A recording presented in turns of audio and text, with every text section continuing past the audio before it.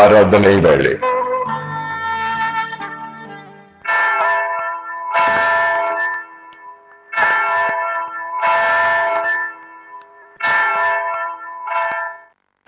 இறைமகன் இயேசு கிறிஸ்துவின் இணையற்ற நாமத்தில் இந்த ஆராதனை வேளை சிறப்பு நிகழ்ச்சிக்கு உங்கள் யாவரையும் வாழ்த்தி வரவேற்கிறோம். உங்கள் அனைவருக்கும் ஆண்டவராகிய இயேசு கிறிஸ்துவின் இனிய நாமத்திலே அன்பின் வாழ்த்துக்களை தெரிவித்துக் கொள்கிறேன். என்னுடைய பெற்றோர் தஞ்சாவூரை சேர்ந்தவர்கள்.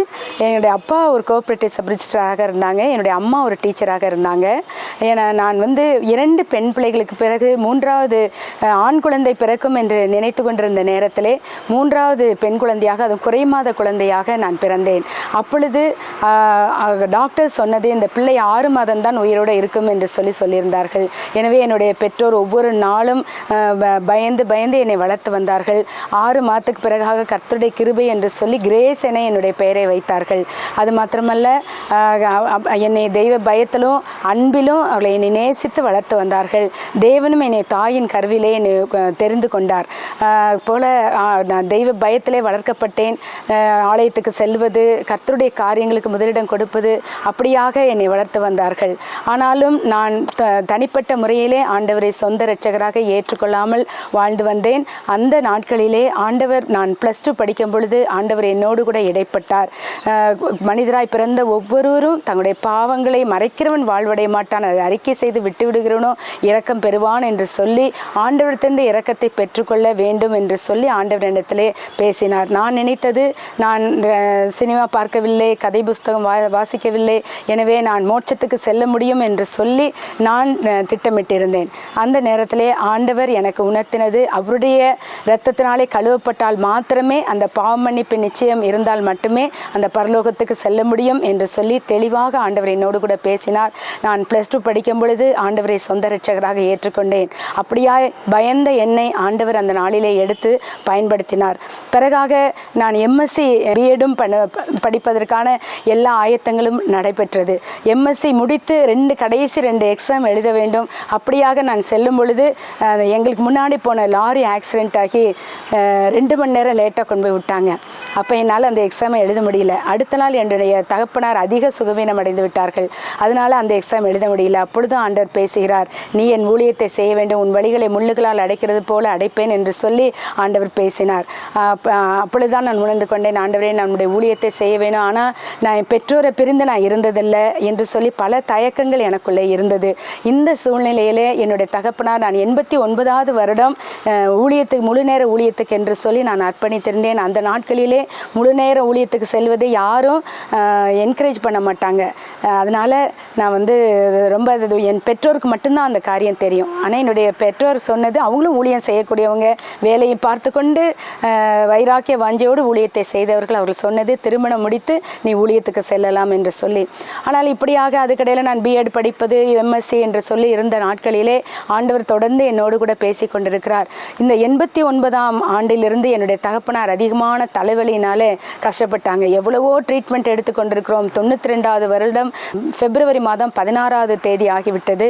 அந்த நாளிலே அதிகமான தலைவலியினாலே கஷ்டப்படும் பொழுது டாக்டர் சொல்லிவிட்டாங்க, இனி ஒருவேளை கோமா ஸ்டேஜ்லையும் போகலாம், நீங்கள் வீட்டு காரியத்தை ஒழுங்குபடுத்துங்கன்னு சொல்லி என்னுடைய திருமணமான சகோதரிகள் 2 பேருக்கும் சொல்லப்பட்டு அவர்களும் வீட்டுக்கு வந்து விட்டார்கள்.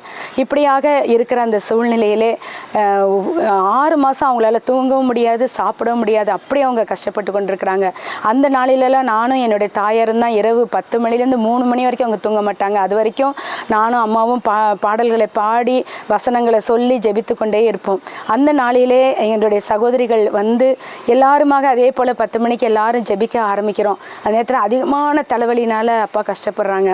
அப்போ ஆண்டவருடைய வசனம், நீ ஊழியத்துக்கு ஒப்பு கொடுத்து நீ போகாமல் இருக்கிறியா அப்படிங்கிற அந்த வார்த்தை என்னை அதிகமாக தொட்டது. எனவே நான் தனியாக போய் ஜெபம் பண்ணினேன். ஆண்டவரே, என்னுடைய கீழ்ப்படியாமல் என்னுடைய பெற்றோரை பாதிக்க வேணாம், உங்களுடைய ஊழியத்தை செய்கிற அளவுக்கு எனக்கு தகுதியோ ஞானமோ பலனோ இல்லை ஆண்டவரேன்னு சொல்லி நான் சொன்ன பொழுது ஆண்டவர் என்னிடத்தில் சொன்ன காரியம், உன் முழு இருதயத்தோடு, முழு ஆத்மாவோடு, முழு பலத்தோடு நீ என்னிடத்தில் அன்பு கூற வேண்டும், உன் தகப்பனாரை வைத்திருக்கிறாய், அதை என் பலிபீடத்திலே வை என்று சொல்லி பேசினார். அப்பொழுதுதான் நான் உணர்ந்து கொண்டேன், ஆண்டவரே நீர் என்னுடைய பரம தகப்பன், என்னை உருவாக்கின தேவன் ஆண்டவரே, அதற்கு பிறகுதான் என்னை உலகப்பிரகாரமான தகப்பன் என்று சொல்லி என்னுடைய குறைகளை நான் அறிக்கையிட்டு வந்து பார்க்கும் பொழுது அனைவரும் உறங்கிக் கொண்டிருந்தார்கள். அன்று முதல் என்னுடைய தகப்பனாருக்கு அந்த தலைவலி வரவில்லை. அப்பொழுது என் தகப்பனாரிடம் திரும்பவுமாய் சொன்னேன், ஆண்டவருடைய ஊழியத்துக்காக ஆண்டவர் என்னை அழைத்திருக்கிறார், என்னை குறித்து நீங்கள் கவலைப்பட வேண்டாம், எப்படிப்பட்ட ஊழியத்தை எங்கு செய்ய வேண்டும், எங்கு செல்ல வேண்டும் என்பது எல்லாம் அவர் தீர்மானித்து வைத்திருப்பார். என்னுடைய எதிர்கால திட்டங்கள் ஆண்டவருடைய கரத்தில் இருக்கிறது, உங்களுக்கு மேலாக கரிசனையுள்ள என்னுடைய பரம தகப்பனை எல்லாவற்றையும் நேர்த்தியாய் செய்வார் என்று சொல்லியிருந்தேன். அதே நேரத்தில் அநேக இடங்களுக்கு நான் அது சாட்சியாகவும் அறிவிக்க முடியும். ஏனென்று சொன்னால் கிட்டத்தட்ட 6 மாதமாக அவர்கள் பட்ட கஷ்டங்கள் எல்லாருக்கும் தெரியும், எல்லாரும் ஜெபித்து கொண்டிருந்தார்கள். இந்த சூழ்நிலையிலே ஆண்டவரிடத்தில் வசனத்தை கேட்டேன். 2 வசனத்தை ஆண்டவர் கொடுத்தார். எபிரேயர் 10:35 மிகுந்த பலனுக்கு ஏதுவான உங்கள் தைரியத்தை விட்டுவிடாதிருங்கள் என்ற வசனத்தையும், வெளிப்படுத்தின விசேஷம் 2:10 நீ படப்போகிற பாடுகளை குறித்து எவ்வளவும் பயப்படாதே, மரணபரிந்து உண்மையாயிரு, அப்பொழுது ஜீவ கிரீடத்தை தருவேன் என்று சொல்லி ஆண்டவர் வாக்கு கொடுத்தார். அப்படியாய் கர்த்தர் அந்த வசனத்தை நான் பிடித்து கொண்டு ஆண்டவருடைய சமூகத்தில் காத்திருந்தேன். ஆண்டவருடைய திட்டத்தின்படி நான் ஜெபித்ததும், ஆண்டவரே குறைந்து போகாதபடி என்னை அனல் மூட்டி எழுப்பக்கூடிய ஒரு ஊழியரை எனக்கு தாருங்கள், உண்மையை உத்தமாய் உங்களுக்காக வைராக்கியமாக ஊழியம் செய்யக்கூடிய ஒரு ஊழியர் வேண்டும் என்று சொல்லி நான் ஜெபித்து வந்தேன். அதே போல ஏற்ற நேரத்தில் ஏற்ற துணையாக என்னுடைய கணவரை ஆண்டவர் கொடுத்தார். என்னுடைய கணவருடைய பெயர் அவர் டாக்டர் ரவிக்குமார் அவர்கள். அதன் பிறகாக நாங்கள் நாகர்கோயிலில் என்னுடைய கணவர் அங்கே ஊழியம் செய்தபடினாலே நான் அந்த இடத்துக்கு சென்றேன். மிகுந்த பயத்தோடு, நடுக்கத்தோடு, தயக்கத்தோடு அந்த இடத்துக்கு நான் சென்றேன். ஆண்டவரிடத்தில் கேட்டேன், ஆண்டவரே உம்முடைய கிருபை, உம்முடைய ஞானம், ஒத்தாசை எனக்கு வேணும், உம்முடைய ஊழியத்தை செய்வதற்கு என்னை தகுதிப்படுத்துங்களேன் என்று சொல்லி அர்ப்பணிப்போடு கூட அந்த இடத்துல ஊழிய செய்ய 10 வருடங்கள் அந்த இடத்துல நன்றாய் ஊழியத்தை செய்வதற்கு, அநேக ஆத்துமாக்களை பெறுவதற்கு ஆண்டவர் கிருபை கொடுத்தார். ஆனால் இந்த நாட்களிலே இந்த 10 வருடங்களுக்குள்ளாக 5 ஆப்ரேஷன் எனக்கு செய்யப்பட்டது. அடிக்கடி அந்த அனஸ்தீசியா கொடுத்தது நிமித்தமாக என்னுடைய மெமரி குறைய ஆரம்பித்தது, என்னுடைய ஞாபக சக்தி குறைவு ஏற்பட்டது நிமித்தமாக அறிவுரை செய்தார், கண்டிப்பாக ஓய்வு எடுக்க வேண்டும், எந்த கடினமான வேலைகளையும் நீங்கள் செய்யக்கூடாது என்று சொல்லி கேரளா அனுப்பப்பட்டோம். அனுப்பப்பட்ட பிறகு நான் ஆண்டவரிடத்தில் கேட்டேன், ஆண்டவரே எம்எஸ்சி பிஎட் படிக்கும் போதே என்னை ஊழியத்துக்கு என்று அழைத்தேன், உலக பிரகாரமாய் வேலை செய்கிறவர்கள் இன்றைக்கு வேலையை செய்யும் பொழுது நானும் உடைய ஊழியத்துக்காக வந்திருக்கிறேன், என்னுடைய வாழ்நாளிலே ஒரு நாள் கூட அது வீணாகக்கூடாது, உம்முடைய சமூகத்தில் வந்து நான் ஓய்வெடுத்துக் கொள்கிறேன் ஆண்டவரே, நீங்கள் எனக்கு எல்லா ஞாபக சக்தியும் தாங்கன்னு சொல்லி நான் ஜெபித்தேன். 6 ஆப்ரேஷன் தான் செய்ய வேண்டும் என்ற சூழ்நிலையிலே அற்புதமான ஒரு விடுதலையை கொடுத்து ஆண்டவர் பலப்படுத்தி ஒவ்வொரு நாளும் அவர் வழிநடத்தி வருகிறார். அதற்காக ஆண்டவருக்கு நன்றி சொல்கிறேன். மிகுந்த தயக்கத்தோடு பயத்தோடு இருந்த என்னை ஆண்டவர் பலப்படுத்தி இன்னைக்கு ஊழியத்தின் பாதையிலே எடுத்து அவர் பயன்படுத்தி வருகிறார். ஒரே ஒரு காரியத்தை மட்டும் நான் சொல்ல ஆசைப்படுகிறேன். இடுப்பு வலியினால நான் பெல்ட் போடுவேன். அப்படி பெல்ட் போடும் பொழுது குடலும் இறங்கி என்னுடைய கர்ப்பப்பையும் வெளியில் வந்திருந்தது. அது வந்திருக்குன்னு கூட தெரியல. அப்படிப்பட்ட சூழ்நிலையில் நான் டாக்டர்கிட்ட செல்லும் பொழுது 2 பெண் மருத்துவர்கள் பார்த்துவிட்டு சொன்னார்கள், இது மிகவும் கடினமான ஒரு காரியம், இதை எங்களால் அந்த ஆப்ரேஷன் செய்து சரி செய்ய முடியாது, எனவே சீனியர் டாக்டரிடம் தான் அனுப்ப வேண்டும் என்று சொல்லி சீனியர் சர்ஜனிடம் அனுப்பினார்கள். அவரும் பார்த்துவிட்டு சொல்லிவிட்டார், இது ரொம்ப ரிஸ்கான ஆப்ரேஷன், இதை நீங்கள் நாளைக்கு ஸ்கேன் பண்ணிட்டு வாங்க, எதெல்லாம் உங்களுக்கு வெட்டி போட முடியுமோ வெட்டி போட்டுடலாம் அப்படின்னு சொல்லி சொன்னாங்க. ஆனால் ஆண்டவரிடத்தை நான் ஜெபித்தேன், ஆண்டவரே என்னுடைய ஊழியத்தை செய்வதற்கு எனக்கு பலன் தாங்கப்பா, என்னுடைய சரீர பலவீனம் அது தடையாய் அமையக்கூடாது என்று சொல்லி ஆண்டவருடைய கரத்தில் நான் ஒப்பு கொடுத்து ஜெபம் பண்ணினேன். ஆண்டவரே நான் உம்முடைய பிள்ளை, என்னுடைய சத்தம் ஆண்டவரே உம்முடைய சமூகத்தில் எட்ட வேண்டும் ஆண்டவரே, நான் ஆபத்து காலத்தில் உம்மை நோக்கி கூப்பிடும் பொழுது நீர் ஆண்டவரே ஜெயத்தை கொடுக்கிற தேவனாக இருக்கிறேன், பதில் கொடுக்கிற தேவனாக இருக்கிறேன் என்று சொல்லி ஆண்டவருடைய சமூகத்திலே நான் கதறினேன். அந்த நேரத்திலே ஆண்டவர் ஒரு ராத்திரி 3 மணி வரைக்கும் நான் அழுது ஜெபித்து குப்புறப்படுத்தி தூங்கிட்டேன்.